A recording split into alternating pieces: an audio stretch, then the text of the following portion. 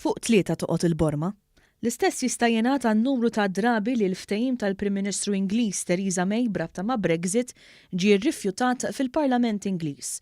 Dan hekk kif il-ġimgħa wara nofsinhar 344 membru parlamentari ivvota kontra il-ftehim b'286 oħra jivvutaw favur. The ayes to the right 286, the noes to the left 344. So the noes have it, the noes have it. Unlock! Il-Prim Ministru May qalet li dan ir-riżultat se jkollu konsegwenzi gravi u issa r-Renju Unit se jkollu jitlaq mill-Unjoni Ewropea fit-12 ta' April. Mr. Speaker, I think it should be a matter of profound regret to every member of this House that once again we have been unable to support leaving the European Union in an orderly fashion.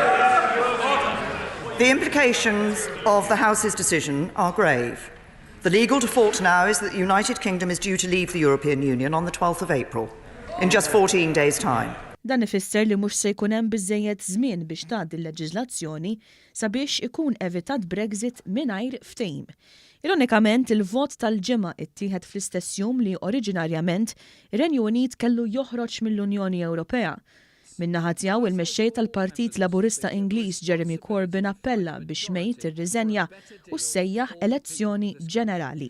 Mr. Speaker, the House has been clear. This deal now has to change. There has to be an alternative found. And if the Prime Minister can't accept that, then she must go, not at an indeterminate date in the future, but now, so that we can decide the future of this country through a general election. B'reazzjoni għal vot il-President tal-Kunsill Ewropew Donald Tusk ħabbar fuq Twitter li fid-dawl tal-aħħar żviluppi sejjaħ Kunsill Ewropew Straordinarju l-4-10 ta' April. Summit li se jkun qed isir jumejn biss il-bogħod minn meta issa ir-Renju Unit se jitlaq mill-Unjoni Ewropea. Ir-riżultat tal-votazzjoni jfisser li r-Renju Unit tilef l-opportunità biex jassigura estensjoni għal proċess ta' Brexit u jitlaq mill-Unjoni Ewropea bi ftehim fit-22 ta' Mejju.